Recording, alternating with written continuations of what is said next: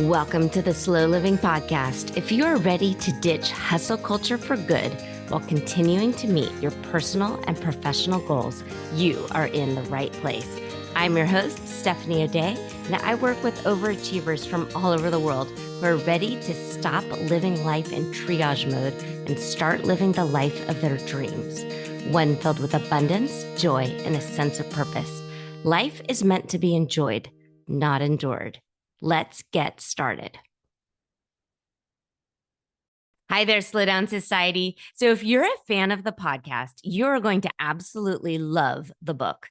Slow Living, Cultivating a Life of Purpose in a Hustle-Driven World is now available wherever books are sold.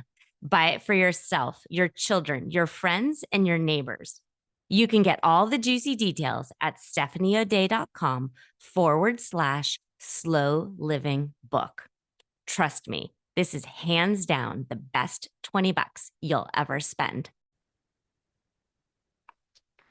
Hello, Slow Down Society. Steph here, and welcome back to another edition of the Slow Living Podcast. You did it. You made it. You are here. Congratulations. Give yourself a hug and a pat on the back. I'm so proud of you for showing up and taking time for yourself. Today, we're going to talk about work ethic. This is number 190. I've recorded an awful lot of podcasts, and the last one, 189, was kind of a bummer, kind of a downer, and it was the idea that what if it doesn't all work out?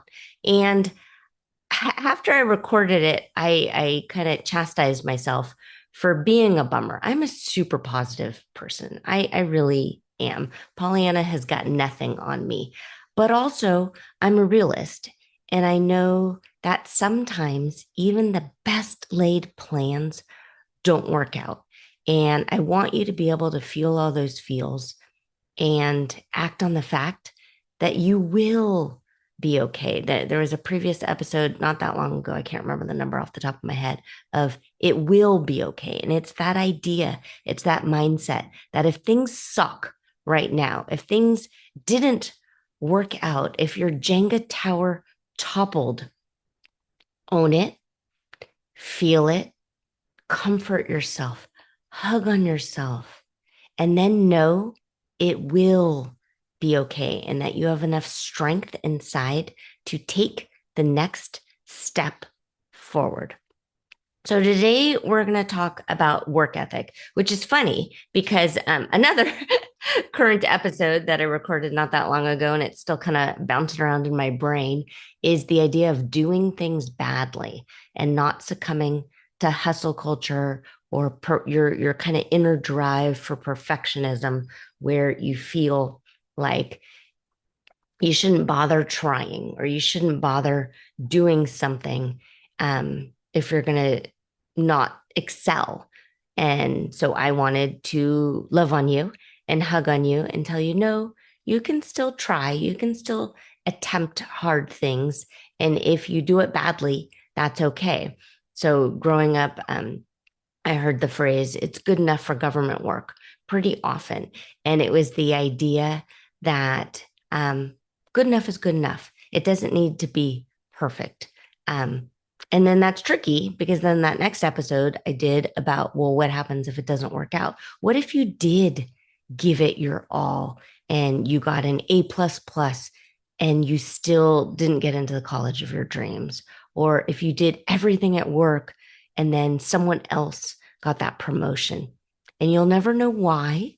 It could be nepotism. It could be that person gave so-and-so basketball tickets. You just really don't know sometimes why things unfold the way that they do. And again, it sucks. It's not fair. And it feels horrible in your brain and your body. Rejection, dismay, discouragement, failure. These are all human feelings. And I don't want you to dismiss them. So you can be a Pollyanna without dismissing, without going, la, la, la, la, la, it's fine, and slapping on a fake smile. No, faking it doesn't make it. It's phony baloney in your brain and your body. So acknowledge when things don't go according to plan, mourn, grieve, and then move on. And the more you do it, the more life wisdom you have, the more these obstacles in the road are just bumps, just pebbles, and not great big, huge boulders. So today we're going to talk about work ethic. And I recently surveyed my podcast community. And while I record things that I'm interested in and what my current coaching clients are grappling with, and I try and weave in metaphors and OMG, talk about splitting metaphors. I'm constantly starting one metaphor and then ending with another because that's just kind of how my brain works. I bounce around a lot. Um, but I happen to be 48. I happen to live in a suburban area of San Francisco Bay Area. Um, I am a mom of three, and not all of you are exactly like me. And so that's what's fun about surveying my audience and learning that I have people from all ages and stages of life listening. And so I want to talk to all of you today. And even if you're 60s and retired and you think, well, I don't need work ethic anymore, eh, no, we're going to touch upon that a little bit today. But if you're in your 20s, and I had no idea that there are so many of you out there in your 20s and your 30s, and it's because you want to decide on purpose to live a calm, steady, sustainable life, and you don't want to succumb to hustle culture and burnout and overwhelm. You're not in the wrong place.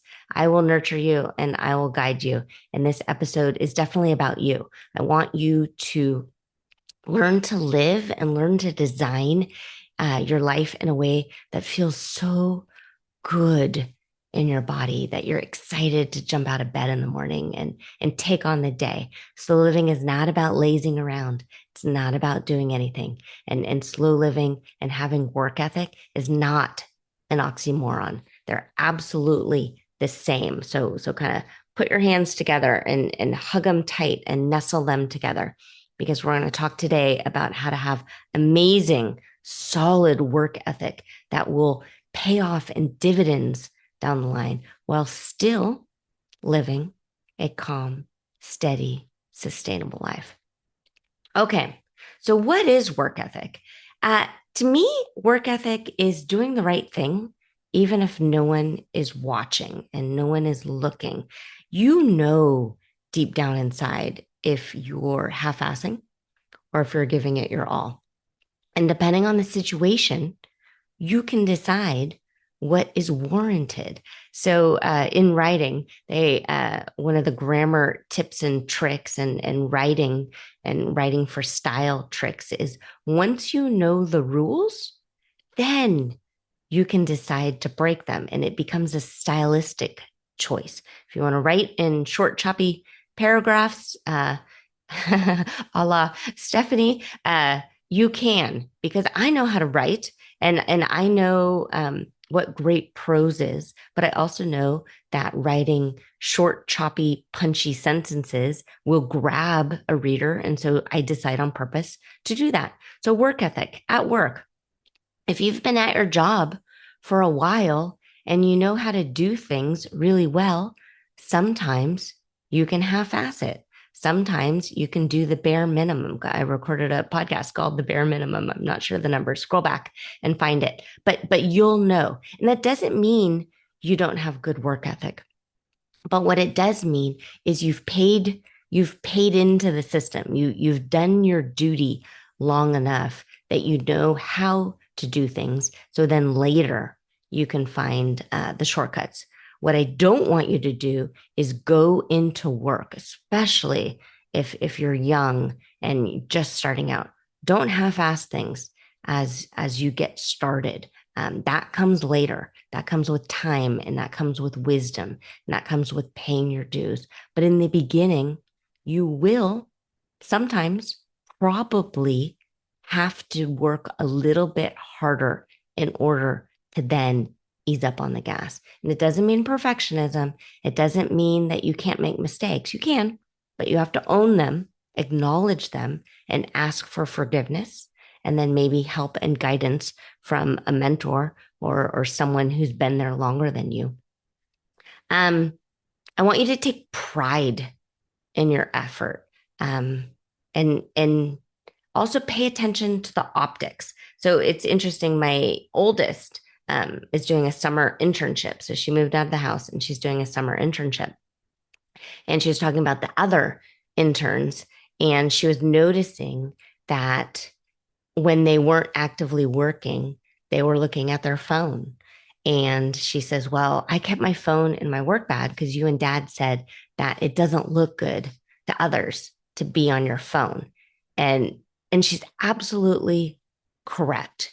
Um, if you're supposed to be working, work. Don't social media it up. Don't scroll on your phone. And sometimes you're answering something, maybe a text from a coworker or something on your phone and you have no choice. That's different. If you're in the break room, if you're outside and it's definitely your time, goof around on your phone all you want. But if you're in an office environment or a work environment, and every time a coworker or supervisor walks by and you happen to be looking at your phone, that's not great optics.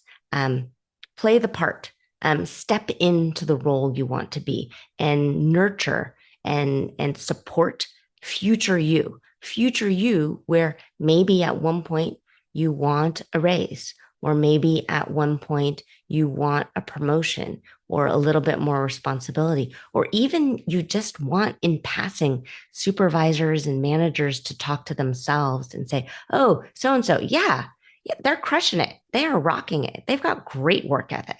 That's what you want. What you don't want is, yeah, so and so does the part and shows up. But I tell you, every time I walk by him, they seem like they're slacking off. They seem like they're on their phone. That kind of stuff people pay attention to. I don't want that you to fall victim to thinking that who cares? I did my part. Now it's my time and I'm going to goof off on my phone. You can, but there's a time and a place. And so just be aware of those optics. The myth of either or. So slow living is not zero sum theory. So I recorded a podcast on that. It's not all or nothing. Um, there's sort of this mindset that you either work hard or you're lazy, you grind or you're not serious. There's definitely a middle ground to be found. Slow living rejects this mindset. You can have a strong work ethic without subscribing to hustle culture. I want you to work deep, but in a way where you pay attention to your time management and you honor your body and you take breaks and you remember to go to the bathroom and drink water. There's a silly meme that says that people are just complicated plants. They need water, food, and sunshine. And absolutely, that is the case. And I also want you to pay attention when it comes to work ethic that you're not thinking that you have to constantly achieve and perform at like a higher level each day. No.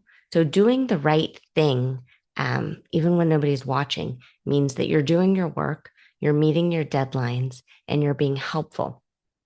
Uh, and sometimes when you are that way, you end up having to pick up the slack for other people, and that at times doesn't feel good. And sometimes, and I know this because people end up on coaching calls with me, they feel like a martyr. And they're like, well, I have to do it because no, if I don't do it, nobody else will.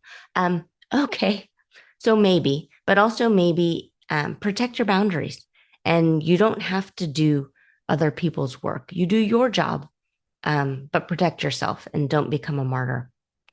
But also taking some pride. If you notice something, if you notice while you're walking around your work campus that there's this random Snickers wrapper near the garbage can because it either blew out or someone missed the garbage can and it crosses your path, pick it up, throw it away.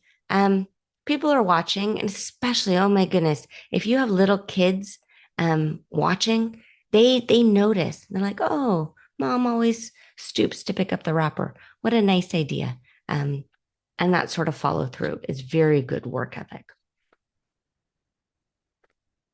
Okay, front loading.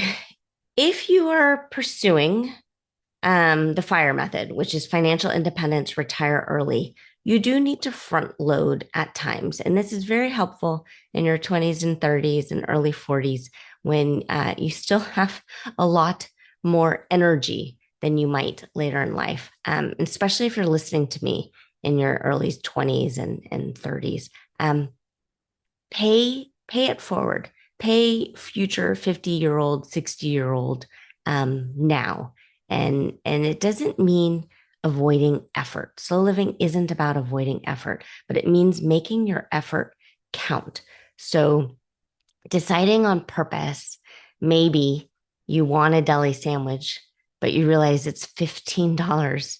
And wow, money doesn't go as far as it used to. And so instead, you are brown bagging it and you realize that you worked hard and you quote unquote deserve a deli sandwich, but you also can delay your gratification and you can eat your sad peanut butter sandwich that you pack for work and save that $15. And if you're really a motivated person, you can actually decide on purpose to transfer $15 from your checking account that you had into some sort of savings account. If you've got then from your savings, if you have long-term investment strategies, you can transfer it. Do it. Pay yourself in that way because it's sort of like I don't know. I get the same sort of dopamine hit that I get when you hear the bells and the whistles in Vegas and you hear those slot machines. I get those same sort of dopamine hits by saving $15 and eating my lunch versus going out with a coworker for a deli sandwich. So figure out what works for you. Um, so perfectionism and hustle culture lie. And they lie because they tell you that you're worthy when you're grinding, that you're worthy when you're improving by 1% every day. And they make it seem like hard work equals worthiness. There's this online thing called 75-day hard. And I've gotten two past long-term coaching clients who have hurt themselves by doing this 75-day hard. It's very bro marketing and it's very like testosterone fueled. If you're not grinding, you're failing. And no, you can have work ethic and not work until your eyeballs bleed or whatever horrible saying it is. And you can still front load and you can still save for retirement. You can still follow the whole FIRE philosophy without succumbing to complete and total overwhelm, burnout, and just debilitating mindset of this all or nothing. When you know your why, so slow living is about knowing your why, and it is about deciding your purpose and living with intention. And if you need help with that, it's completely and totally all laid out in the Slow Living book. The tagline is cultivating a life of purpose in a hustle driven world. And I walk you through how to really purposefully design this kind of Jenga block tower in a peace pyramid way. So it's super solid. So if someone takes out one of your Jenga blocks, you're not going to topple because you're so solid. You're so just structured. You know what it is. Okay. I also want you to trust that the universe will meet you halfway. So there's an episode on manifestation and the universe, and there's an episode I know early on how woo are you. So depending on your belief practice, I want you to trust that God. I want you to trust that the universe will meet you halfway. You do your part, and then have faith that someone else, some other being, some deity, some universe will pick up the slack and meet you halfway. But you do know deep down inside if you're doing the right thing and if you're giving it your all. And your all can be 100%. Doesn't mean to be 150. And sometimes your all is 80%. If you are feeling worn out and run down and you're not at 100% and you're at 80% and you give that 80%, that's 100%. That's math. Um, so absolutely do these things. So I want to talk a little bit on how this relates to the peace pyramid, um, depending on your age and stage in life. So if you're in your 20s, I want you to decide that you don't need to have it all figured out. And your 20s is about building your foundation and exploring and enjoying. So with time management, this might it might look like learning how to time block or use a calendar. It might mean start practicing boundaries and learning that you don't have to say yes to everything. With health, I want you to build consistent sleep, hydration, and movement habits now. I want you to learn what foods energize you versus deplete you.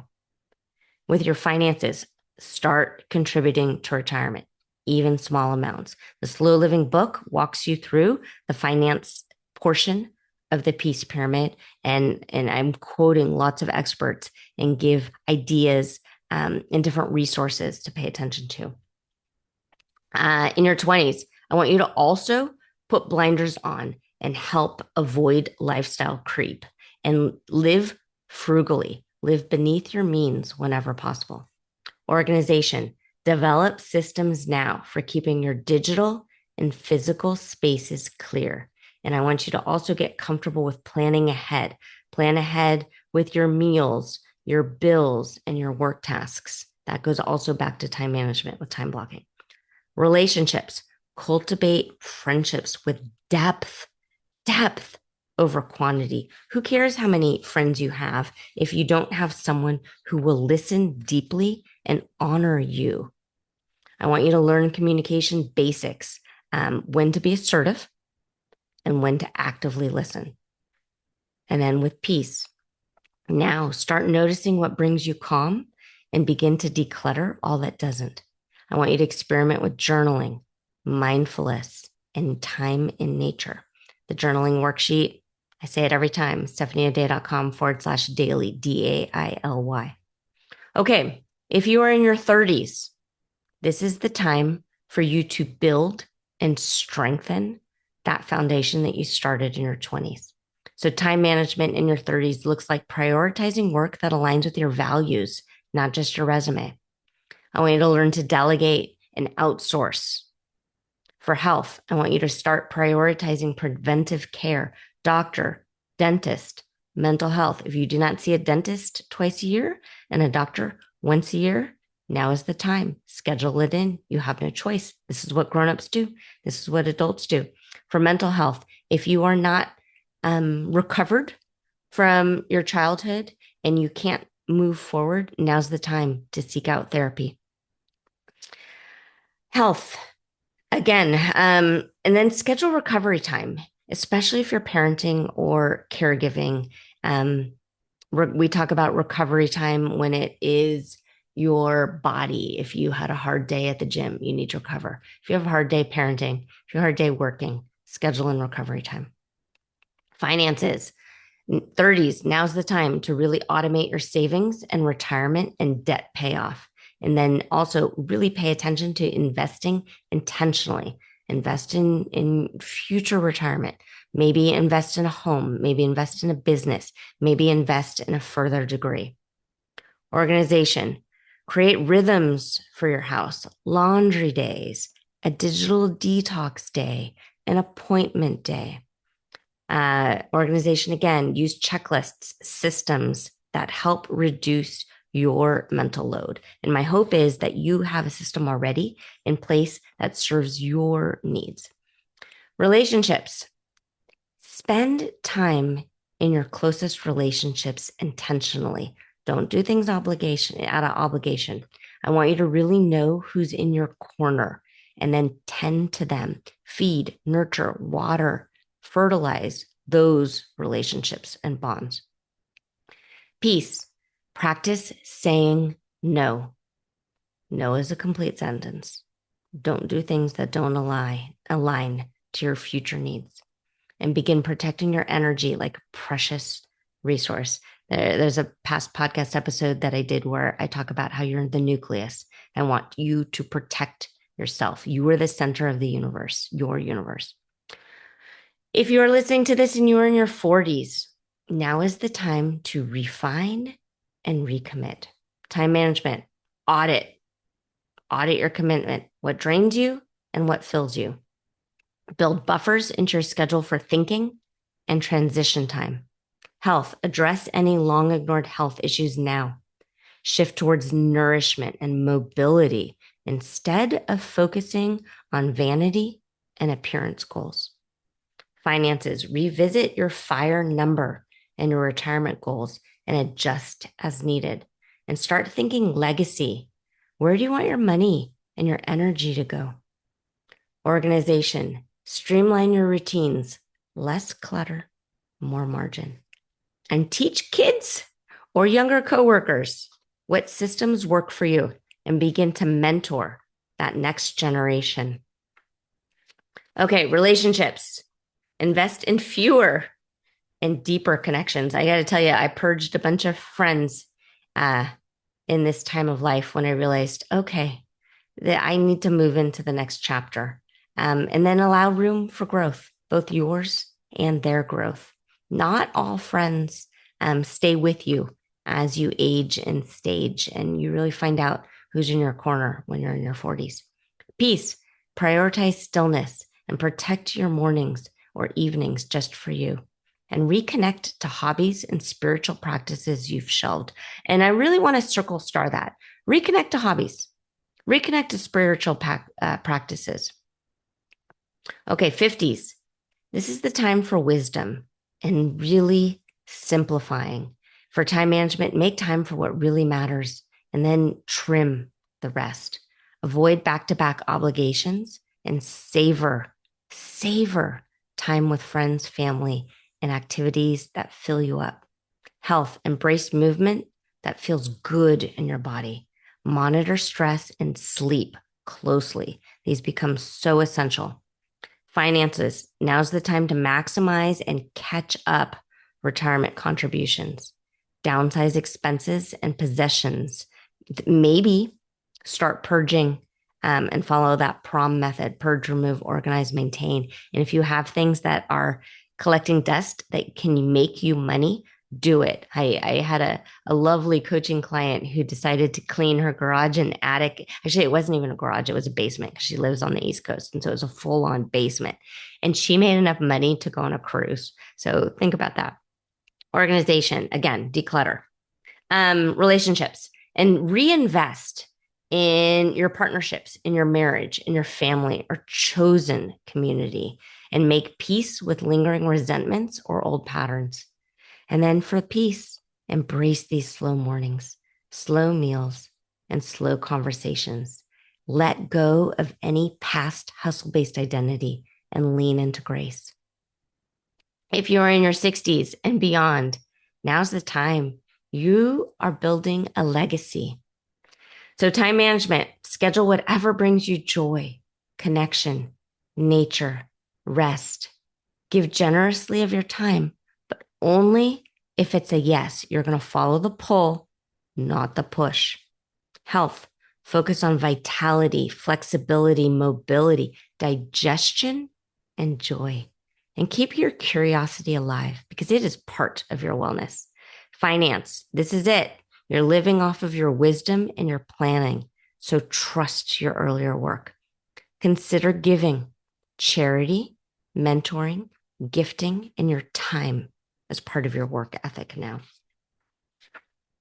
Sorry, I'm flipping over my page. I want you to simplify everything when it comes to organization and prepare your digital and paper legacy, photos, journals, scrapbooks.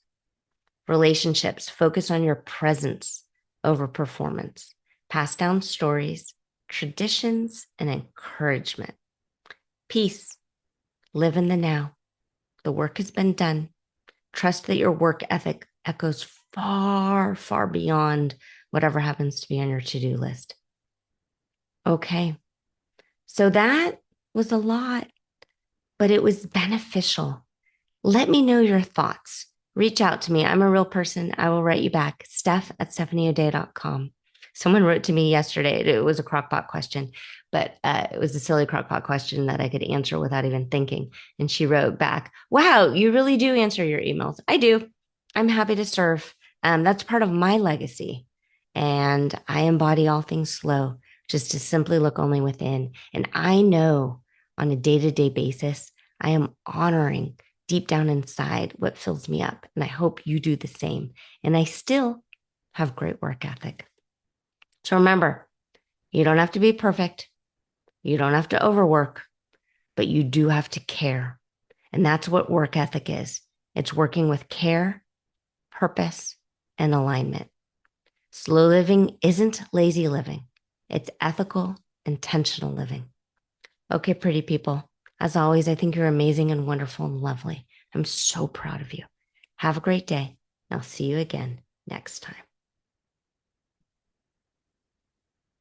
If you are ready to start living slowly and ditch the hustle mindset for good, reach out to me. I'm a real person and you can track me down online at stephanieoday.com. Also, if you found value in this podcast, please share it with your family and friends and tag me on Instagram at Stephanie O'Day. While you're at it, go ahead and leave a positive review on your favorite podcast app. The more we share, the more people we can reach and share the slow down lifestyle and messaging. Thank you, Slow Down Society, and have a great day.